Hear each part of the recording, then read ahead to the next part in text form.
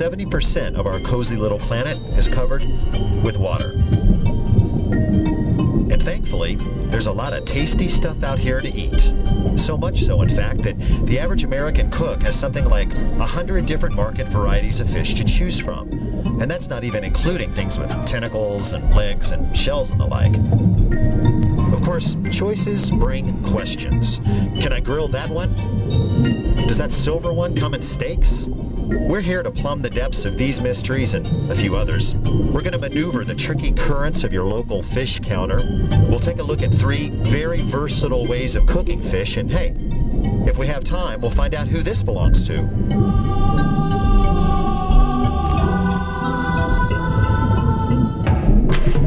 And all before my tank runs dry. So don't drift away. This is Good Eats.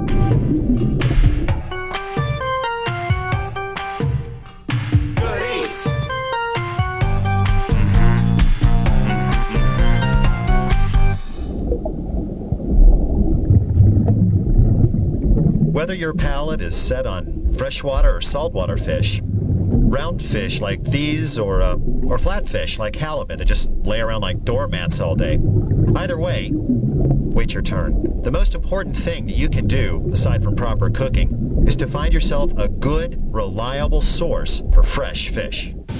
Here then, the anatomy of a proper fish shop. Number 1, no fishy smell. Number 2, it's clean.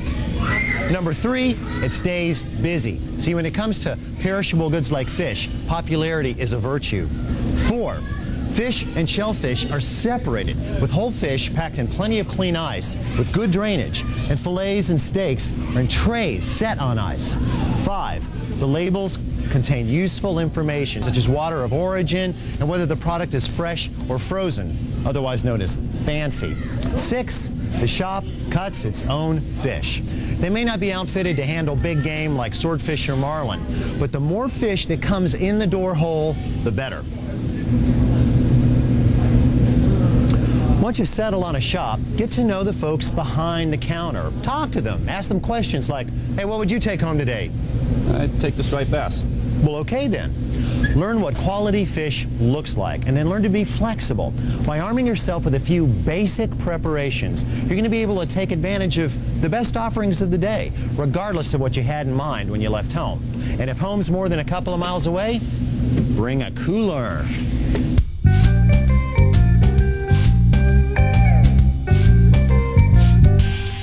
When it comes to buying whole fish, there is no holy grail. There's no secret decoder ring. There's no one factor to look for. It's kind of like buying a car. You've got to kind of consider the whole package. Now, my fishmonger here, this is Jim Ragg. He's been cutting fish for how many years, Jim? About 22 years. 22 years. He's cut so many fish that he can't even go to the beach for fear of retribution. If there was just one thing that you could look for, one factor, what would it be? It'd be the smell. The smell? Yeah. What should it smell like? Nothing. Nothing. Nothing. Let me have a sniff of that. I smell a little ocean there, you know, kind of like a 5 mile away beach kind of thing. Do people very often ask to smell fish? Not as often as they should. Really? That's the one thing they ought to go for? Yes. Now, whole is my favorite way to buy fish. There you go. For one thing, since it's been processed less, it's more economical per pound. And again, always with my trusty cooler. I can't say for sure why members of the bass family, like our striped friend here, are so well suited to cooking whole. Maybe it's because their medium fat flesh is already perfectly balanced and doesn't require any outside intervention, or maybe it's because their simple skeletal structure makes them so easy to carve. Our fish is going to cook inside a salt dome, a kind of, well, it's like an adobe oven that's going to not only moderate the temperature of the main oven, but keep moisture inside the fish, even though it's salt. Now, I like to use a pound of kosher salt per pound of fish. So we've got a 6-pound fish, so I'm going to use 2 3-pound boxes of kosher salt. Now, believe me, this dish is not going to be salty. Don't worry. And we need to make a kind of mortar, so I need something to hold it together. We need a liquid that will not only make it wet, but will also help it to hold as it cooks. The perfect thing is egg white, and I've got 4 of them here. The proteins in the egg white will set as it cooks and help keep moisture inside the fish where we want it. I'm also going to add about half a cup of water. Now I'm going to put the other box of salt right on top of this. You basically want to work this into a mortar, really. It's if you've ever done any bricklaying, this is exactly the same kind of thing. Now, since we're going to be walling this guy up in a mound of salt, we've got one opportunity to seal some flavors up in there with him. And we're going to do that with aromatics. Stuff just laying around in your refrigerator, like fennel, works wonderfully with striped bass. Just chop up a few oranges, few lemons, pack it in there. You'll be surprised, the essential oils that are inside citrus, literally, they'll go through the whole body. I like to use a little bit of parsley. Time to build a cozy little dome for one. Now, we start by laying down about a ½ inch bed for Charlie here. The bottom's important because most ovens bake from the bottom up, so this is where the heat's going to be coming from. We want to make sure there are no breaks in this bed. We'll lay him on, and there he goes. Head's going to hang off a little, tail a little. That's okay. Now we just kind of bring the salt up close, and we're looking for a nice uniform seal all the way around. So we're going to let things just kind of drop down, be architecturally sound.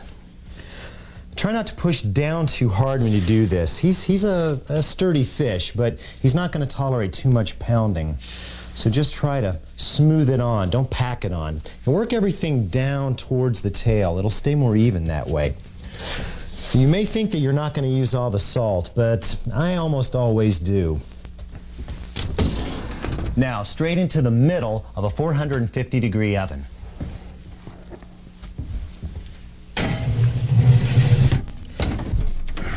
And if he doesn't fit all the way, no problem.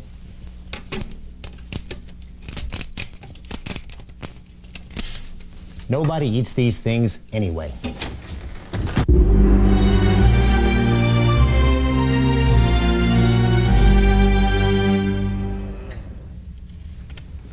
"40 minutes, and our fish is at a cozy 131 degrees, which is perfect because carryover is going to take it another 5, maybe 6 degrees. Just let him sit for about 10 minutes. Now you're going to have some fun. Hammer! Now, first, crack the salt dome. Think archaeology, not house framing. If you're lucky, your dome is going to come off in a couple of big, beautiful pieces, exposing the lovely fish below. Brush, splendid. Now just treat them like home plate or whatever it is they brush off. Fish knife. No fish knife. Okay. Pie server. Yeah, that's it. Use the serrated side, makes things a lot easier. And just move up the back, just cutting through the skin of the fish. It's got to go all the way to the head. And then kind of come around the shoulder area, rather. Then you can just kind of get the skin peeling up, and it should lift right away. Now that's a wonderful moment. Just go in from the back and slide right down the rib line, and it's just going to come right off. Look how cleanly that separates. That's that simple bass skeleton working for us. And just plate it up in big, loose chunks.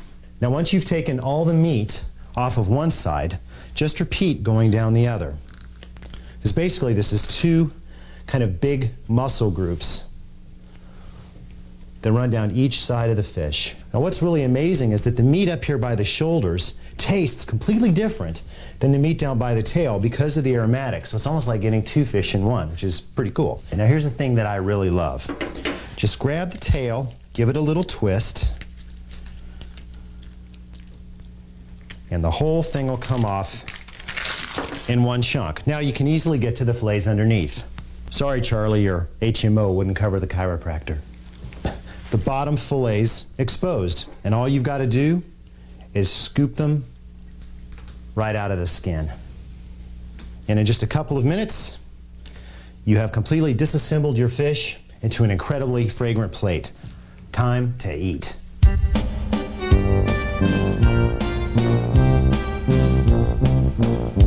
besides whole fish, a top drawer fish shop will also carry a wide range of fabricated cuts. Now, a fillet is basically one side of a fish removed from the bone parallel to the spine. Now, in a large fish, it's also called a side.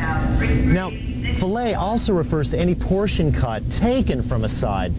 So basically, if your piece of fish is laying on a plate and the grain or the texture of the meat is running parallel to the table, then you're in possession of a fillet as opposed to a steak. Now, small whole fillets from fresh or saltwater fish like bream, hake, catfish, flounder, and trout are perfect for pan frying.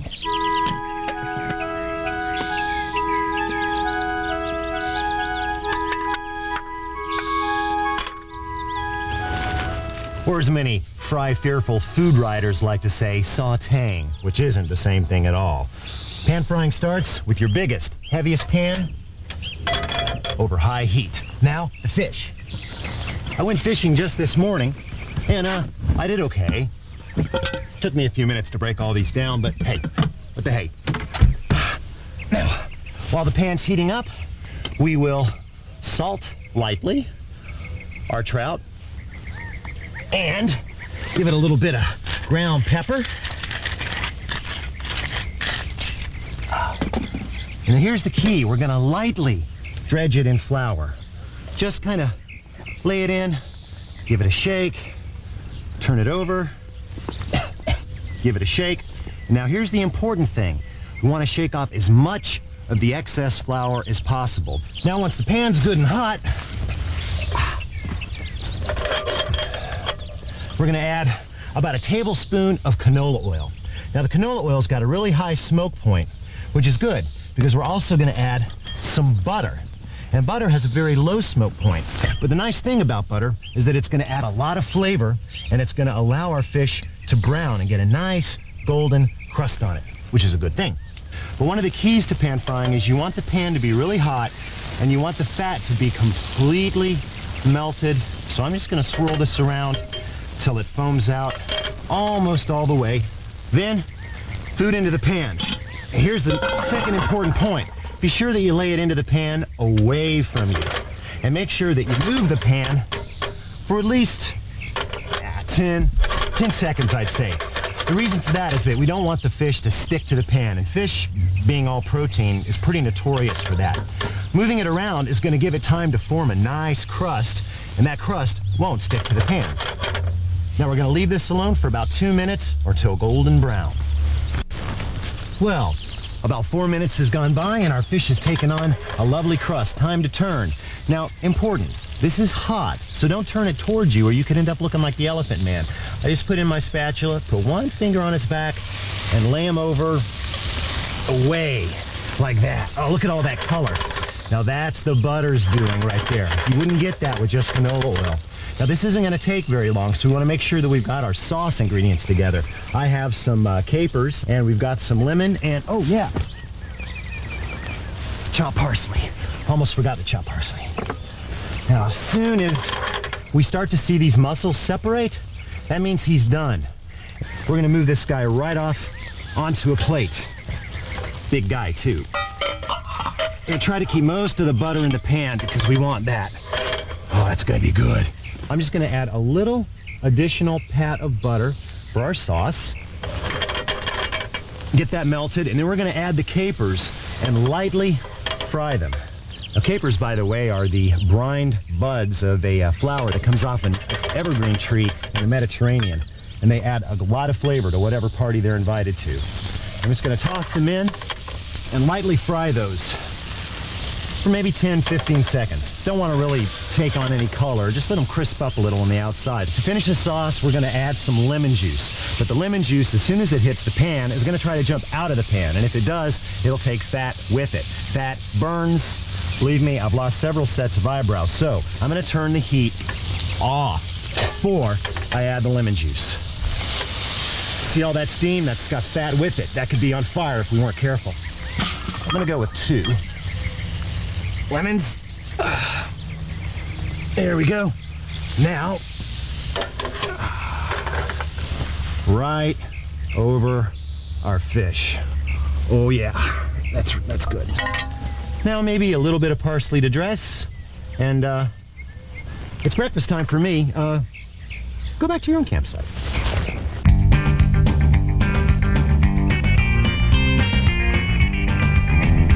Usually cut from a hardier, meatier fish, a steak is a cross-section cut perpendicular to the spine.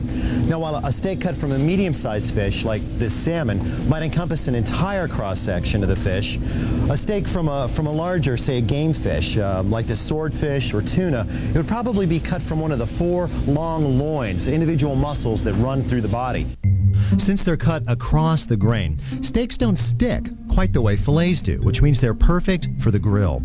Unlike clean and uniform fillets, steaks, like this salmon, have shapes that make them difficult to cook evenly, not to mention rib or pin bones, vertebrae, and other pleasantly inedible parts. So when I prep mine for the grill, I take a cue from filet mignon.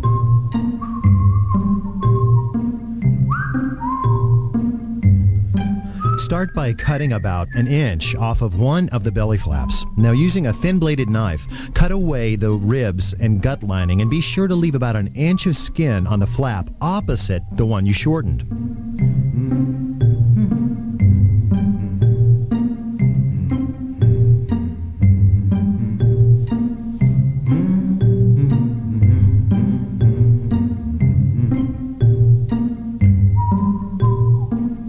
Then curl the steak into a round using the inch of skin to close the deal. A double pass of butcher's twine will keep things from unraveling over the heat. A clean grill is your best no-stick insurance. So, if your grate looks like a geological formation, get after it with a steel brush or, even better, a pumice stone. Otherwise, your fish may literally and permanently weld to the grate. Now, constant light cleaning beats sandblasting any day, so I'm always rubbing old Fireball here with an old terry cloth towel that I've rolled and tied like a little roast and dipped in just a little canola oil. The other no-stick secret is heat. The quicker the outside of the fish sears, the better for all concerned. For 1-inch steaks, I want a medium hot fire, which means I should be able to hold my hand just over the grate, ow, about that long. Now, you know, we don't go for fancy gourmet flavors around here, but a spice rub would certainly be appropriate. Now, for this salmon, I'm going to start with about a teaspoon of whole cumin seed, about the same amount of coriander and fennel seed, and I'm going to add about maybe half a teaspoon of green peppercorn. Now, just lay that out on a doubled over piece of heavy-duty foil, and then just put it right over the fire and shake it gently for about a minute, maybe a minute and a half, until you smell the herbs or the coriander spontaneously combusts, which is okay too. Then straight to the grinder.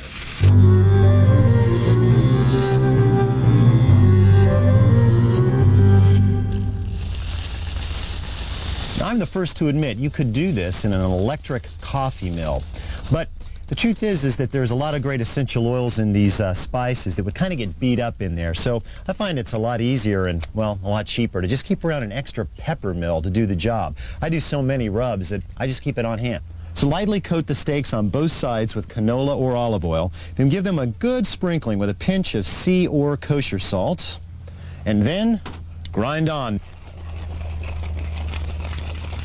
Fish onto fire. Now, once the food is down, and this is especially true of fish, you've got to leave it alone. As it cooks, it'll develop a crust and eventually let go of the grill. So be patient, and you will be rewarded. While you were gone, I took the liberty of flipping our steaks, which have taken on a lovely kind of golden brown crust. Now, I know, you'd love to have an actual cooking time, and so would I, but unfortunately, I can only offer the phrase made famous by French chefs everywhere. You must cook it until it's done. Thank you, Chef. There are just too many factors to set a time, but keep feeling it. When you think you're close, gently excavate with the tip of a sharp knife. Now, if the flesh is just starting to flake, but it looks translucent towards the center, odds are you're close to medium rare, which is perfect for salmon. If it's out and out raw on the inside and crispy on the outside, move it away from the coals, put on the lid, and let it gently bake to the temperature of your choice. Just snip the string with a pair of scissors or kitchen shears, and odds are good that the string will come off right along with the skin. And you'll be left with a perfect little salmon tenderloin, served with a simple side salad and just a nice vinaigrette, and Tell you the truth, I don't think you can beat this. In contrast to our current surroundings, you've probably noticed that we chose only dry cooking methods today. It's not because we've got anything against poaching or steaming, it's just that, well, dry cooking methods are the best and easiest and fastest way to bring out the fresh flavors of fish. I'll be with you in a minute. But just remember, no matter what fish you choose or chooses you, no matter how you cook it, wait your turn. Just remember, buy fresh, handle properly, season thoroughly, and cook simply. Stick with those rules and I guarantee you're going to land some good eats. Hey, where do you think you're going? Get back over. I got a pan like this big. Hey, don't make me come over there. Visit us on the web at www.foodtv.com.